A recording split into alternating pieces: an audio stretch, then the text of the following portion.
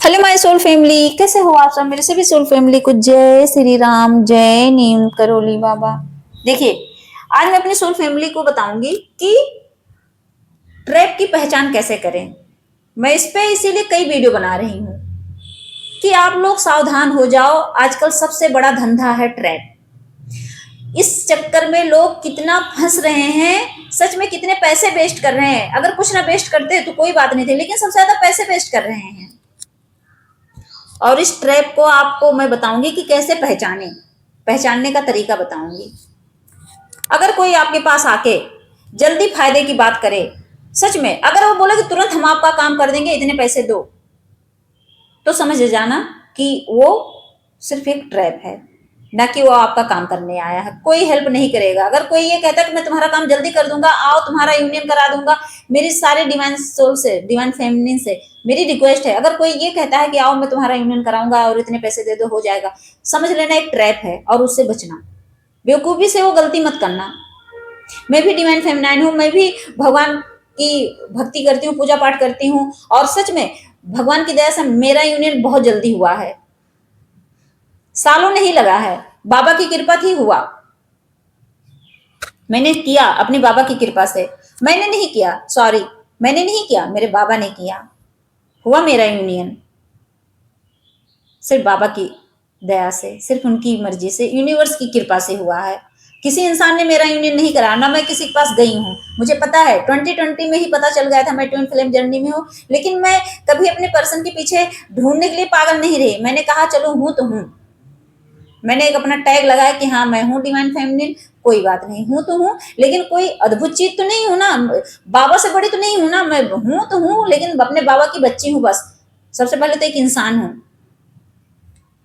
अगर मैं भी आपकी तरह भटकती तो मैं भी ऐसे ही ट्रैप में फंस जाती। और लोग क्या करते, मेरा फायदा उठाते। फायदा क्या उठाते, मेरे पैसे लूटते। और तो और, अगर कोई आपसे कह रहा है कि तुरंत डिसीजन लो और बताओ फटाफट मुझे, जैसे किसी ने आपको ऑफर दिया तो वो कह रहा है कि तुरंत बताओ वरना मेरा दूसरा काम है, तो समझ जाना यहाँ आपका फायदा उठा रहा है। वो समझ जाना कि वो आपको जाल में फंसाने की कोशिश कर रहा है।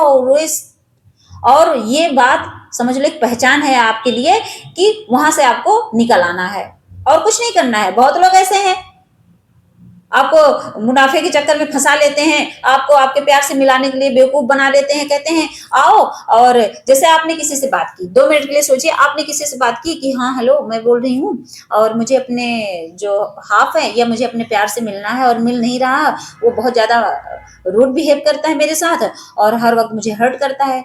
अब उन्होंने कहा ठीक है, आप 15,000 तैयार रखिए, 20,000 तैयार रखिए, कुछ भी लाखों तक का ऑफर देते हैं लोग, इतना तैयार रखो और आपका काम हो जाएगा। ठीक, आपने कहा ठीक है मैं कल बताऊंगी, कल मैं बता दूंगी पक्का।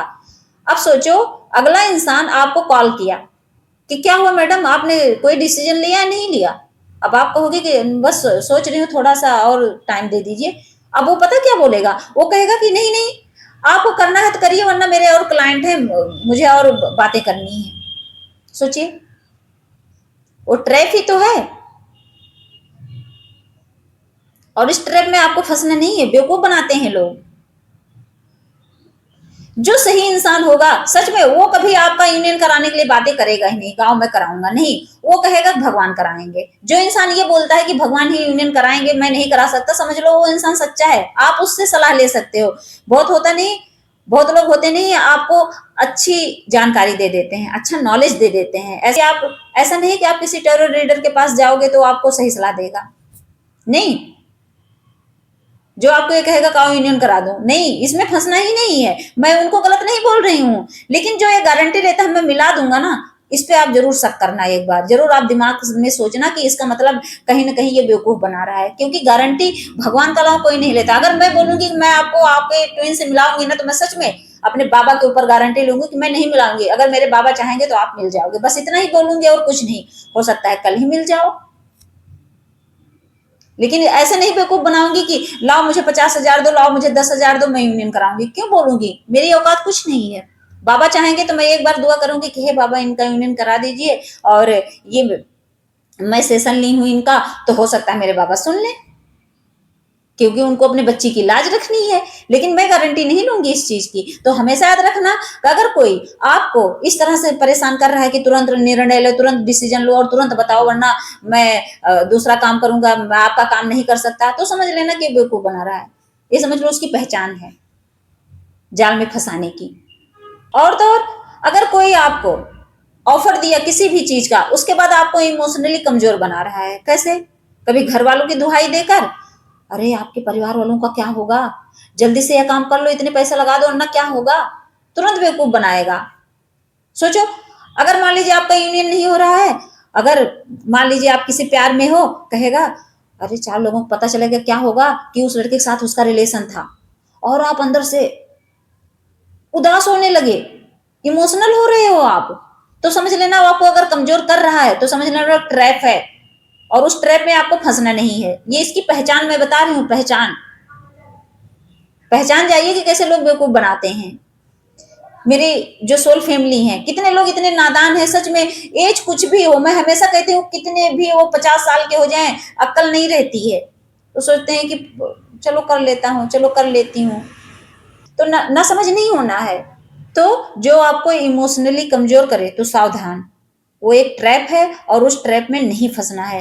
तो एकदम अवेयर रहिए, जो चीजें मैंने बताई ना, तो इस चीज से एकदम अवेयर रहिए। अगर कोई आपको तुरंत बोले निर्णय लेने के लिए, तो समझ लो वो पहचान है जाल में फंसाने का।